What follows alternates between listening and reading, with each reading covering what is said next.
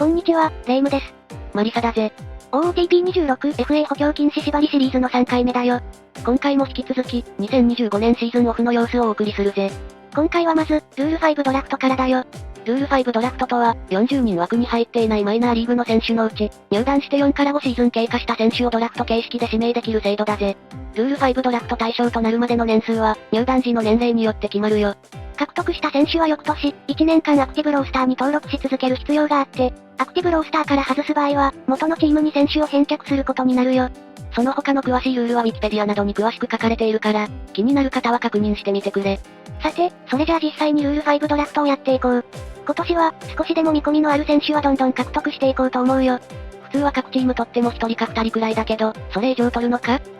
特に投手陣は主力と呼べるような選手は1人もいないし、マイナーオプションのある選手も多いから、とにかく若い選手を中心に乱獲して、1人でも多く戦力になりそうな投手を発掘したいと思っているよ。まあ、戦力にならなそうであれば最悪元のチームに送り返せばいいしな。野手は取る予定はないのか？いや、あくまで投手が中心というだけで、野手もポテンシャルの高い選手がいれば獲得するつもりだよ。なるほど、了解だぜ。獲得する選手を決めているところを全部移すと時間がかかるから、ドラフト終了までスキップするよ。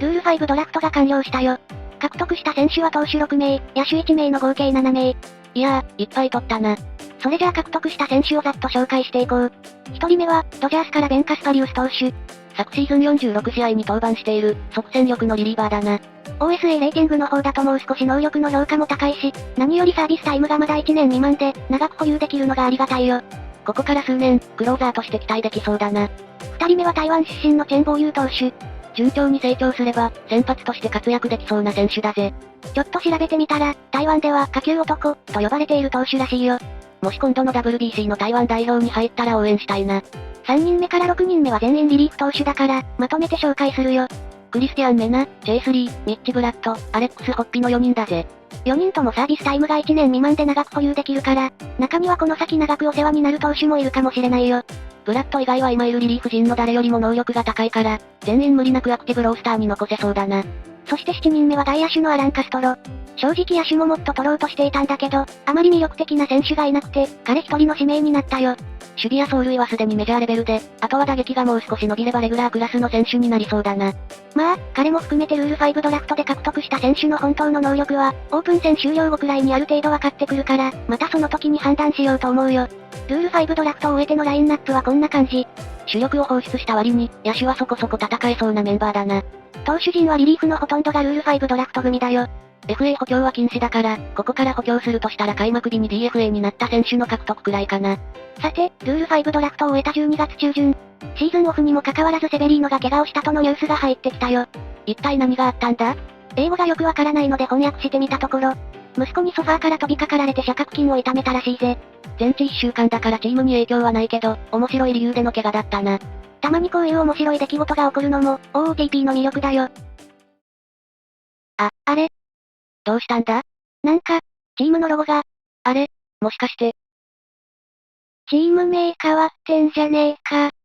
いや、OOTP は確かにランダムでチームの本拠地や名前が変わることもあるが、まさか1年目からよりにもよってラスベガス移転が決まっているアスレチックスで起こるとは。これ、2028年に決まっているラスベガス移転はどうなるんだろう。初めてのケースだから、その時まで進めてみないとわからないな。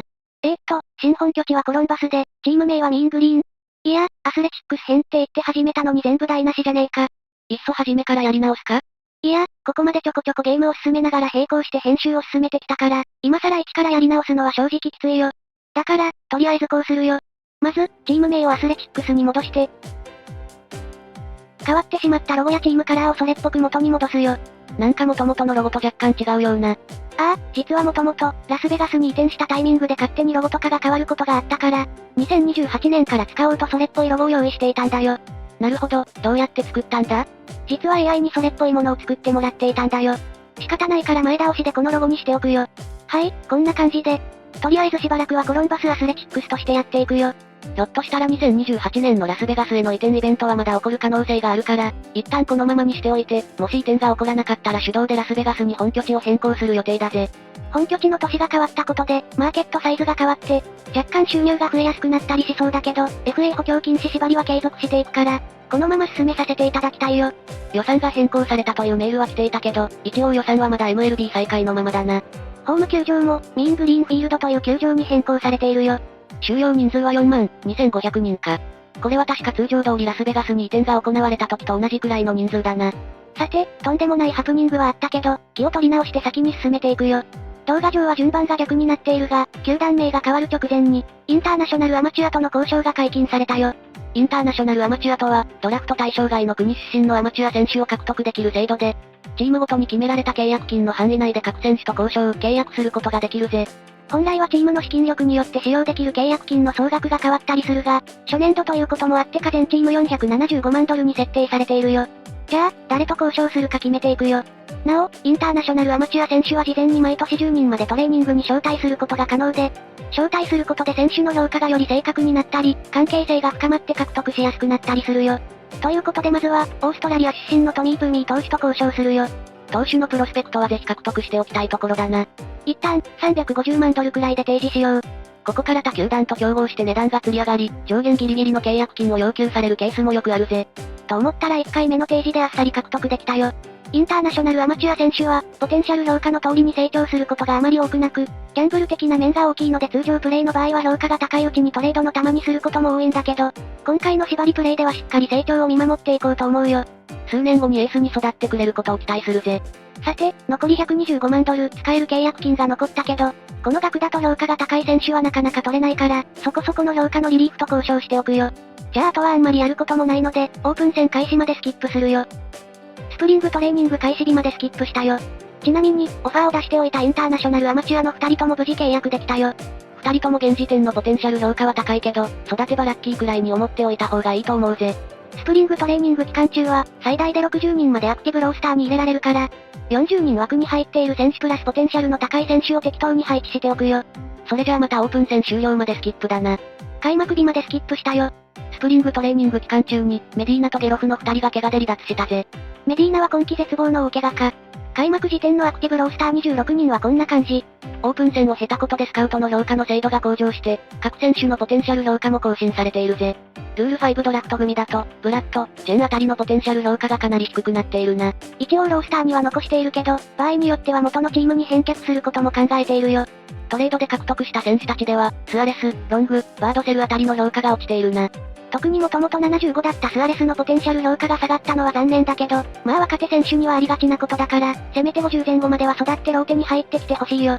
また、開幕に合わせて各球団から選手がウェーバーにかけられているぜ。能力の高いベテランを獲得して、夏のトレードデッドラインで若手とトレードする戦略もあるけど、今回のプレイでは極力、ある程度の期間保有できる選手だけ獲得することにする予定だよ。今回クレームをしたのは2選手。この後アスレチックスよりも優先度の高い球団がクレームしなければ、獲得することができるよ。獲得の優先権は、基本その時点での勝率の低い順になるが、開幕前やシーズン序盤は、前年の勝率が低い順に設定されるぜ。1人目はマリナーズのエドワルド・バザルド。昨シーズン68試合に登板したリリーフだよ。年齢は高いが、サービスタイムはまだ2年ちょっとだからあと数年保有できるな。もう1人はエンゼルスの内野手、オズワルド・ペラザ。彼はそこまで評価の高い選手ではないが、内野の控えが不足しているから獲得したよ。サービスタイムは2年未満で、彼もここから数年保有できそうだな。あとは、プロスペクトランキングも更新されているぜ。MLB 全体でトップ100以内の選手は4人。インターナショナル FA で獲得したプーミーが全体6位か。トレードでレッドソックスから獲得したブレイスもトップ100に入っているな。